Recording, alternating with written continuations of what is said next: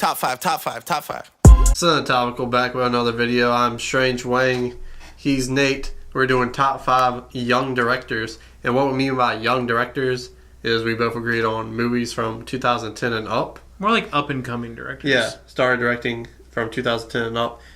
In honor of the new Barry Jenkins film, because he did Moonlight a couple years ago, and he's doing a new film now. So, young directors in honor of Barry Jenkins. He may be on this, he may not. But Nate's going to kick us off with the rules and then his top 5.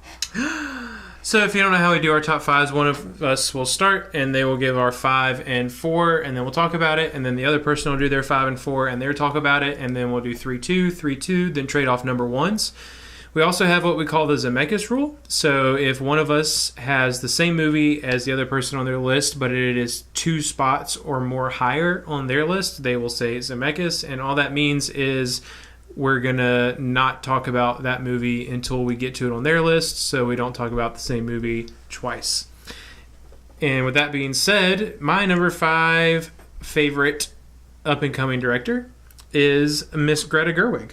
Not on my list. Fair enough. So number 5, there's just a lot. There were so many people that I could have put at number 5, but I really. How many movies she directed, by the way? Just Lady Bird. Okay, see, that's my problem. I wanted to be 2 or more, right? Because like Jonah Hill from mid '90s, like I want to put that on there. There's so many, like. Yeah, that's fair. I thought about that too. I was trying to find. I kind of started with that rule for myself, but So much research. Yeah, I did a lot of research too. I just feel like Lady Bird was super well directed. Yeah. And we've talked about that movie a good bit on the channel before, and I've never had anything negative to say about the movie, but my response is normally just it didn't hit me as hard as I wanted it to. But just because the story didn't hit me as hard as I wanted to does not mean that movie was not phenomenally directed. Should have won the best director Oscar that year. And that's what ultimately got her on my list, is that I really do feel like that was the best directed movie of that year. My number 4, I'm going to butcher his last name. Maybe not. It is Chad Stachowski. So he directed both John Wicks. Who did? Oh, okay. And he was also, so he was an assistant director on 2 of the Hunger Games movies and an assistant director for Captain America Civil War. Gotcha. But his only actual directorial credits are John Wick 1 and 2, and then obviously he has the 3rd one. And according to IMDb, he has like 5 other things that are coming out too. Good for him. Yeah, so I say good things about the John Wick movies all the time because I think that they're really good. And I think that they are the first one, I think, is the best action movie of the last 10 years. Well, what directing-wise has stood out to you for those films? So when we talk about directing, it's kind of really all about choices, right? Like, that's what directing is. You're making pretty much all of the creative choices from the movie. You're explaining to the cinematographer what your vision for this film is. You're explaining to the sound guys what your vision for this film is.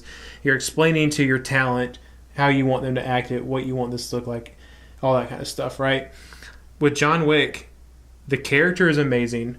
Perfect casting choice. I don't know how much he had to do with casting Keanu Reeves in it or not. Well, he was a stuntman from The Matrix, so they knew each other very well. Yeah, perfect casting choice. The way, as far as Keanu Reeves goes, I don't know how much of that was just him saying, "You're a professional actor, you go do your thing," and how much of it was Stachowski going to him and saying, "I want you to deliver this line this way," or not. But he is the director, so I'm assuming that there was a fair amount of that. And I love the way all the lines are delivered. I love how solemn but inner beast the character of John Wick is. The club scene is extraordinarily well shot. All of the action scenes, the way that the action scenes are shot, especially his big gun fu moments, like the club scene, which was on our top 5 shootout video for me. There's an eye. It's just amazing. I love the colors. I love the framing. I love. I don't think there's not a decision that he made, a creative decision he made in that movie that I did not love. Number 5 is Dan Gilroy. What do you So think? my number 5 and 4, there was fighting for which one was going to be 4. Mm-hmm. And it really came down to the movies. Their last movie, which was Dan Gilroy's Roman J. Israel Esquire. I really liked it. I didn't love it like I thought it was. It was my most anticipated movie of last year, but it didn't live up to it for me. But Nightcrawler did. I love these gritty, Nightcrawler. these dark, gritty movies, crime dramas he does, and they're both so different in tone. But the main characters stand out so much, and beacons of light in each movie. Yeah, like I can say so many things about Gyllenhaal and Nightcrawler. Yeah, crazy. I can say just as much about Roman J. Israel. Israel Esquire. Yeah. English, motherfucker, do you speak it? So many like character choices and everything, and I don't care what he directs next. Even though I didn't love Roman J that much, his main characters at least going to be phenomenal. Yeah, and that's what I'm going to go see for sure, hands down. Yeah, good choice. Nightcrawler. My number 4 is Alex and Garland, who did Ex Machina and Annihilation. He's your number 4? Yes, sir. Zemeckis. Ooh. Yeah. I guess we're sending it back to your way. Cool. So my number 3 is going to be Mr. Ryan Coogler. It's my number 2. Number 2? Gotcha. Okay. Fruitvale Station, amazing. Hell yeah. Creed, amazing. Better than amazing. It's very good. It's the best Rocky movie. You're a buffoon. Like Ryan Coogler on his second directorial out you only ever seen one Rocky made movie. the best Rocky movie that exists. And Sleep in the Hallway. Black Panther is also great. Like, I don't think it's as good as the other two, but that's just because I like the style of creative the other two. choices. Like, I mean, you have to build inside this universe that's already made. It's beautiful. And work. Yeah. So, like, it's not like he had to work with other people where it wasn't his own vision. And that's true. Unlike Creed, where this was his, like, baby, and he just wanted to do anything he wanted to do, he did. Right. And he made so many great choices in that movie. Like, the struggle with Adonis's girlfriend, with the hearing loss, or Rocky with the cancer, or the relationship with his mom, or Duke's gym, the drive that put Adonis where he was at the end of the movie. All great choices leading up, very believable. And Fruitvale Station, totally different. Yeah, you just have a regular guy in a regular day going out with his friends. Well, it's based on true events. It's like it's heartbreaking. Yeah, I it's a true. that. Well, the only reason I'm making that point is I think you're making a really good point in that Creed is definitely, out of the 3 films he's done, is the one that he's had the most creative freedom with, and he fucking killed it. Like, but it's so good. Like, this was his first film, so like the starlight didn't get to him, obviously, or it hasn't, because he might be a very humble guy. I don't know, so I can't say. But assumingly he's in Hollywood making money, but he knows regular people. He is a regular guy. Yeah. And he put that on film perfect. For sure. And if you don't know a guy like that, or you aren't a guy like that, you can fit in and believe his character and be friends with him through the screen. And that's so amazing about his movies.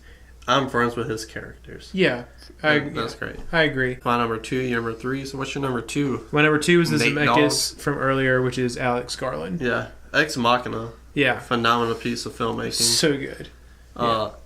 I saw this movie before you, I believe. And I raved and raved and raved about it until you watched it. Yeah. And Annihilation, you loved a little bit more than I did. Yes, I did. I would say you a lot more. Like, it's a good movie, but you went and bought it on the Blu-rays. But I feel like you liked it more right after we watched it, because we talked about that movie for a long time, and now for some reason you're just deciding that you didn't like it that much. And I don't know where it's coming from. I love Ex Machina. Yeah, it's so good. Like, whew. Yeah. That movie is a thrill ride, man. Yeah. It's no secret, I'm not a huge fan of sci-fi movies. He makes me love sci-fi movies. Yes. Anything he comes out with, I'm going to go see. Ex Machina, the whole relationship built into this with a cyborg and a human. Not cyborg, a robot and a human. And it's just amazing. Sure. It's beautiful. It's the way he plays with the idea of what a safe zone is to me in that movie is incredible. Yeah. Because it has so much to say, that movie. And Annihilation does too. His movies have so much to say. That's what good sci-fi films are meant for. Yeah, for sure. And his brand of science fiction is just different. It's very almost Blade Runner-esque in its low scale. There's not necessarily these big, like, grandiose things that are happening in them. Yeah, I agree. His movies definitely are always... And we talked about this in other videos recently.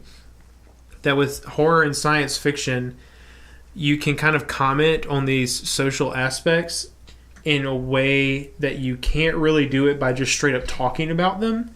You can have these metaphorical things and let your viewer read deeper into them.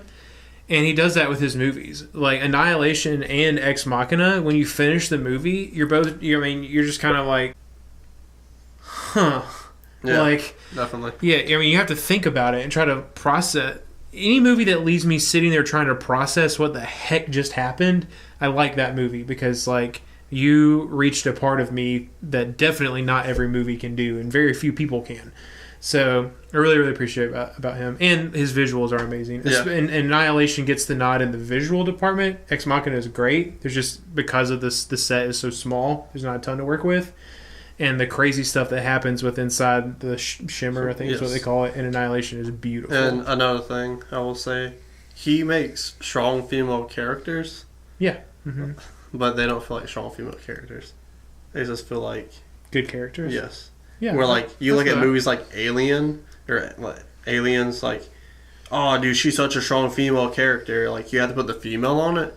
Where this, it just makes you feel like this character's really good and what they're doing is important. Or the robot in Ex Machina sets off so many other emotions and feelings. Yeah, fair enough. All right, that was my number 2. What was your number 3? My number 3 was Alex Garland. What's your number 2? My number 2 was Ryan Coogler. What's your number 1? Or is it my number 1? Oh, my number 2, I lied. My number 2 is actually Damien Chazelle. Okay, well, that's my number 1. It should have been your number 1. Three different... No, I tell you what, your number 1 should have been. Ain't on your list. I'm disappointed. He made 3 different movies, and they're all great. Yeah. You have... And we know he made a movie in 2009, but it didn't go to any theaters. So we're not counting it. So, the tone in Whiplash... is amazing. Yeah. It's a dark comedy. Dark comedy drama about music. La La Land is a bright, upbeat musical. And then First Man is this like melodrama biopic. And they all capture you. I saw 2 of these in the cinema. And they both just like glued my eyes to the screen. Every minute of it. Like the way he like directs is amazing. Yeah, it is amazing. For sure. So it's so amazing it makes me cough. Yeah. Like dead ass. Fair enough. So I love music. I love musical theater. I love movies, and I love old movies. And so obviously, like, out of those 3, La La Land hits the most points on that. You know how I feel about La La Land. If you don't, he top 10 favorites. Go check it out. The only thing I'll say about it, because I talk about it so much this time, is since that movie has come out, I think that I've probably watched that movie 20 times. I love that movie. And I love every decision that he made in it. There's not a single decision that I don't love. And I said I wasn't going to talk about it. Whiplash, freaking amazing. Like, how everything is just so dark. Like, it's not black and white, obviously, but anytime that they are performing, it's just dark. Yeah. And it helps you focus so much. It is the most realistic rivalry. Rivalry? Yeah, rivalry in film. Yeah. Like, you get some high school movies like Mean Girls. That rivalry feels like it's in a movie, even though you can relate to it. Sure. But this feels like this really happened. Yeah. There's people out there like Damien Chazelle, I didn't like Miles Teller until I saw Whiplash. And Damien Chazelle got a performance out of Miles Teller that made me like him. And that was impressive, for sure. And, like, you still get... It wasn't in First Man because it didn't make sense for it to be, so I'm glad that he didn't try to force it. But he's starting to develop these things that are just clearly signature Damien Chazelle things. That's what a good director does. So there's so many shots that he uses in Whiplash and La La Land. I saw La La Land first, I know you did too. And then going back and watching Whiplash, it's like, oh my, like he reused that same thing. Like like the back and forth, like sweeping shots when two characters are. That's one of my favorite like directing signatures. Yeah, like, it's up there with like shit that Tarantino and Wes Anderson does. Yeah, so. I freaking love that. And it's always in situations where characters are connecting. Both times he uses it just happens to be through music. Yeah. Which, I mean, if it works, don't, you know? Yeah.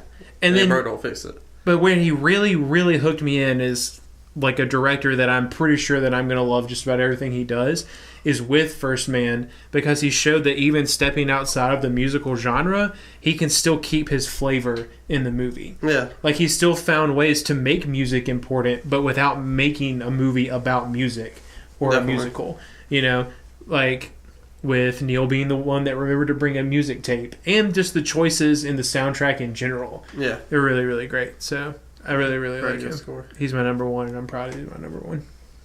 It's a good number one. Not as good as mine.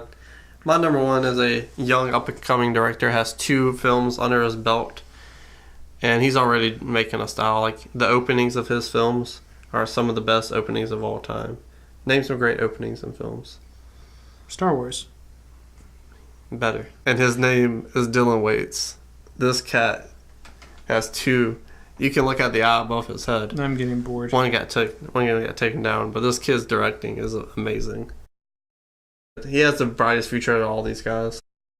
I can't wait to see what he does next. I hear he's doing movies about fleshlights now, but can't wait to see it. Well, this is Anatomical. Like, comment, subscribe. That's like you really don't have an actual number one. That's my number one. Oh my god.